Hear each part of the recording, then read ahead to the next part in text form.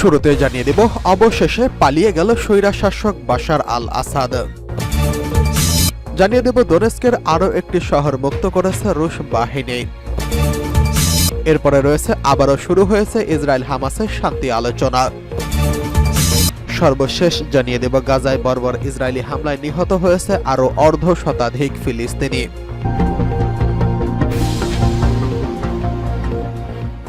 অবশেষে পালিয়ে গেলেন সিরিয়ার প্রেসিডেন্ট বাশার আল আসাদ। সিরিয়ার প্রেসিডেন্ট বাশার আল আসাদ রাজধানী দামেস্ক ছেড়ে অজ্ঞাত স্থানে পালিয়ে গেছে বলে জানিয়েছে আন্তর্জাতিক বার্তা সংস্থা রয়টার্স। সিরিয়ার দুজন জ্যেষ্ঠ কর্মকর্তার বরাতে এই তথ্য নিশ্চিত করেছে সংবাদ সংস্থাটি। বিদ্রোহী বাহিনী দাবি করছে তারা ইতিমধ্যে রাজধানী দামেস্কে প্রবেশ করেছে। শহরে বিভিন্ন এলাকায় সংঘর্ষের খবর পাওয়া গেছে।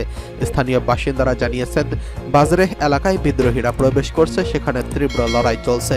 একজন বাসিন্দা সিএনএনকে জানিয়েছে, শহরে গুলির শব্দ শোনা যাচ্ছে, বিদ্যুৎ নেই, ইন্টারনেট স্লো এবং মানুষ ভয়ে ঘর থেকে বের হচ্ছে না। রয়টার্স আরও জানিয়েছে, তারা দুজনের সঙ্গে কথা বলেছে যারা গুলির শব্দ শুনেছেন, তবে এই শব্দ কোন দিক থেকে এসেছে তা নিশ্চিত হওয়া যায়নি। বিদ্রোহী গোষ্ঠী হায়াত তাহরির আশ-শামস এইচটিএস জানিয়েছে, তারা ইতোমধ্যে দামেস্কের উত্তরে অবস্থিত হোমস শহরে সম্পূর্ণ নিয়ন্ত্রণ নিয়েছে এবং রাজধানী ঘেরাও করে ফেলেছে। প্রায় ১.৫ সপ্তাহ আগে শুরু হওয়া এইচটিএস এর অভিযানে সিরিয়ার একের পর এক গুরুত্বপূর্ণ শহর বিদ্রোহীদের দখলে চলে যায়। যুক্তরাজ্য ভিত্তিক যুদ্ধ পর্যবেক্ষণকারী সংস্থা Syrian observatory for human rights জানিয়েছে, সরকারি বাহিনীর মনোবল ভেঙে পড়েছে। শতাধিক সেনা সদস্যদের মধ্যে সামরিক ইউনিফর্ম খুলে ফেলেছেন। তাদের বলা হচ্ছে, সরকার পতনের কারণে তারা চাকরি হারিয়েছেন। দামেস্কে আন্তর্জাতিক বিমানবন্দর থেকে একটি ব্যক্তিগত উড়োজাহাজ উড়ে যাওয়ার খবর নিশ্চিত করেছে সূত্র। ধারণা করা হচ্ছে, এই উড়োজাহাজে করেই বাশার আল আসাদ এবং তার ঘনিষ্ঠরা দেশ ছেড়ে পালিয়ে গেছেন।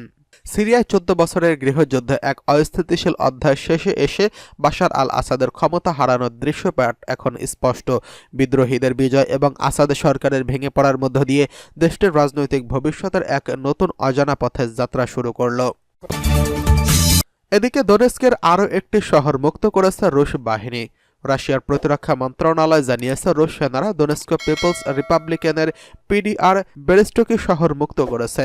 শনিবার এক বিবৃতিতে রুশ প্রতিরক্ষা মন্ত্রণালয় জানিয়েছে, রাশিয়ার সেন্টার ব্যাটল গ্রুপের ইউনিটগুলো শত্রুর প্রতিরক্ষা অঞ্চলে গভীরভাবে আঘাত হেনেছে এবং অগ্রসর হয়েছে।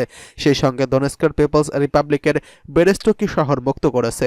এর আগে রুশ বাহিনী ইউক্রেনের সেনাবাহিনীর একটি ব্রিগেডের ইউনিটগুলোর সমাবেশ স্থান লক্ষ্য করে TOS-1A ব্যবহার করছিল বলে জানিয়েছে রাশিয়ার প্রতিরক্ষা মন্ত্রণালয়। মন্ত্রণালয়টি বলছে, রাশিয়ার প্রতিরক্ষা মন্ত্রণালয় ইউক্রেনের বাহিনীর একটি ব্রিগেডের ইউনিটগুলোর সামরিক মোতায়েন স্থান ধ্বংসের ভিডিও প্রকাশ করেছে, যেখানে TOS-1A শহরের কাছে আঘাত হেনেছে। এই আঘাতের ফলে ৪৫ জন সেনাশত্রু নিহত হয়েছেন। এদিকে রাশিয়ার দক্ষিণ ব্যাটল গ্রুপের ইউনিটগুলো তাদের কৌশলগত অবস্থান উন্নত করছে এবং ইউক্রেনীয় বাহিনীর 2টি মেকানাইজড এবং একটি এয়ার মোবাইল ও একটি এয়ারবোর্ন অ্যাসল্ট ব্রিগেডকে পরাস্ত করেছে। পিডিআর এবং ওলাকলি কুরাখোভের নিকোলাকায়াবা এবং দসনায় বসতিতে এসব সংঘর্ষের ঘটনা ঘটেছে। একই সঙ্গে শত্রুর 2টি পাল্টা আক্রমণ প্রতিহত করা হয়েছে। এতে ইউক্রেনীয় বাহিনী ৩২৫ জন সেনা নিহত হয়েছে বলে জানিয়েছে রুশ মন্ত্রণালয়। রাশিয়ার দিনেপ্র এবং উত্তর ব্যাটল গ্রুপের আক্রমণে ইউক্রেনীয় বাহিনী একদিনে প্রায় ১২০ জন সেনা হারিয়েছে, যোগ করেছে মন্ত্রণালয়। এছাড়া রাশিয়ার পশ্চিম ব্যাটল গ্রুপের আক্রমণে ইউক্রেনীয় বাহিনী একদিনে ৪৯০ জন সেনা হারিয়েছে বলে জানিয়েছে প্রতিরক্ষা মন্ত্রণালয়। এছাড়া মন্ত্রণালয় উল্লেখ করেছে যে রুশ বাহিনী ইউক্রেনের সামরিক শিল্প কমপ্লেক্সের সমর্থনকারী শক্তির উৎসগুলোকে ক্ষতিগ্রস্ত করেছে এবং ১৪২টি অঞ্চলে ইউক্রেনীয় বাহিনী ও সেনা সামরিক সরঞ্জামগুলো ধ্বংস করেছে। এদিকে রাশিয়ার বিমান প্রতিরক্ষা বাহিনী গত ২৪ ঘন্টায় ইউক্রেনে ২৬টি ড্রোন গুলি করে নামিয়েছে। রুশ প্রতিরক্ষা মন্ত্রণালয় জানিয়েছে, বিশেষ সামরিক অভিযান শুরু হওয়ার পর থেকে এ পর্যন্ত ইউক্রেনের মোট ৬৪৯টি বিমান, ২৮৩টি হেলিকপ্টার, ৩৭৩৮০টি ড্রোন, ৫৮৬টি আকাশ প্রতিরক্ষা ক্ষেপণাস্ত্র সিস্টেম, ১৯৬৯৮টি ট্যাঙ্ক এবং অন্যান্য আর্মড কমব্যাট ভেহিকেল, ১৪৯৭টি মাল্টিপল রকেট লঞ্চার সিস্টেম, ১৯১৪৫টি ফিল্ড আর্টিলারি এবং মর্টার ধ্বংস করেছে। এদিকে আবারও শুরু হয়েছে ইসরায়েল হামাস শান্তি আলোচনা। কোনো অগ্রগতি না হওয়ায় গত মাসে ইসরায়েল ও হামাসের মধ্যকার একটি চুক্তির জন্য আলোচনা বন্ধ করে দিয়েছিল কাতার ও যুক্তরাষ্ট্রের মধ্যস্থকারীরা। তবে এই আলোচনা মিশরে আবারও শুরু হয়েছে বলে জানিয়েছে হামাস ও ইসরায়েলের কর্মকর্তারা। মার্কিন সংবাদ মাধ্যম ভয়েস অব আমেরিকা এই খবর জানিয়েছেন।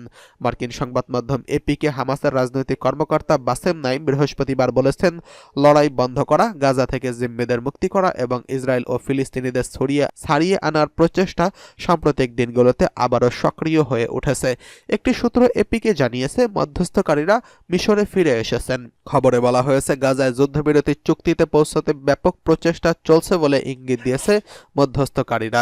মাল্টায় এক বৈঠকের সময় মার্কিন পররাষ্ট্রমন্ত্রী অ্যান্টনি ব্লিংকেনকে ইসরায়েলের পররাষ্ট্রমন্ত্রী গিডিওন সার বলেছেন, ইসরায়েলের জন্য গাজায় জিম্মিদের মুক্তি এবং তার প্রচেষ্টা অব্যাহত রাখার প্রতিশ্রুতি একটা সুযোগ এসেছে বলে মনে করেন তিনি। গত রাতে ইসরায়েলের মন্ত্রিসভার একটি বৈঠকের পর ইসরায়েলি চ্যানেল 12 সরকারি কর্মকর্তাদের বরাতে জানিয়েছে, কাতারি ও মিশরীয়রা মনে করেন এই অঞ্চলে একের পর এক নতুন পরিস্থিতির সৃষ্টি হয়। হামাস দ্রুত একটি আলোচনা শুরু করতে চায়, এমনকি সেটি যদি একটি আংশিক চুক্তিও হয় এবং ইসরায়েল যদি আগে যুদ্ধ বন্ধ করার ঘোষণা নাও দেয়, তবে তবুও একটি চুক্তি চায়। প্রতিবেদনটিতে বলা হয়েছে, যুদ্ধবিরতি চুক্তির মধ্যে নারী, শিশু এবং আহত জিম্মিদের মানবিক মুক্তি অন্তর্ভুক্ত থাকবে, আর ইসরায়েল তাদের দেশে কারাবন্দী শত শত ফিলিস্তিনিকে মুক্তি দেবে। এদিকে গাজায় বর্বর ইসরায়েলি হামলায় নিহত আরও অর্ধশতাধিক ফিলিস্তিনি। ফিলিস্তিনের অবরুদ্ধ গাজা ভূখণ্ডে ইসরায়েলি বর্বর হামলায় একদিনে আরও অর্ধশতাধিক ফিলিস্তিনি নিহত হল। এতে করে উপত্যকাটিতে নিহতের মোট সংখ্যা ৪৪,৬৫০ ছাড়িয়ে গেল। এছাড়া গত বছরের অক্টোবর থেকে চলা এই হামলায় আহত হয়েছে প্রায় ১ লক্ষাধিক ফিলিস্তিনি। প্রতিবেদনে বলা হয়েছে, গাজা উপত্যকায় ইসরায়েলের চলমান হামলায় কমপক্ষে আরও ৫২ জন ফিলিস্তিনি নিহত হয়েছেন। এতে করে উপত্যকায় গত বছরের অক্টোবর থেকে এ পর্যন্ত মোট মৃতের সংখ্যা বেড়ে দাঁড়িয়েছে ৪০,০০০-এরও বেশি। মন্ত্রণালয় এক বিবৃতিতে জানিয়েছে, নিরলস এই হামলায় আরও অন্তত ১,৫,৯৭৫ জন ব্যক্তি আহত হয়েছেন। মন্ত্রণালয় আরও জানিয়েছে, গত ২৪ ঘণ্টায় ইসরায়েলি বাহিনীর অব্যাহত আগ্রাসনে ৫২ জন নিহত এবং আরও ১৪২ জন আহত হয়েছেন। উল্লেখ্য, গত ৭ই অক্টোবর হামাসের নজিরবিহীন আন্তঃসীমান্ত হামলার পর থেকে ইসরায়েল গাজা উপত্যকায় অবিরাম বিমান ও স্থল হামলা চালিয়ে যাচ্ছে। ইসরায়েলি এই হামলায় হাসপাতাল, স্কুল, শরণার্থী শিবির, মসজিদ, গির্জাসহ হাজার হাজার ভবন ক্ষতিগ্রস্ত বা ধ্বংস হয়ে গেছে।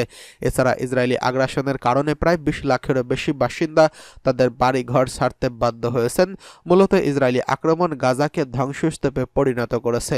জাতিসংঘের মতে, ইসরায়েলের বর্বর আক্রমণের কারণে প্রায় গাজায় ৮৫% ফিলিস্তিনি বাস্তুচ্যুত হয়েছেন, আর খাদ্য, বিশুদ্ধ পানি ও ঔষধের তীব্র সংকটের মধ্যে গাজার সকলেই এখন খাদ্য নিরাপত্তাহীন অবস্থার মধ্যে রয়েছেন।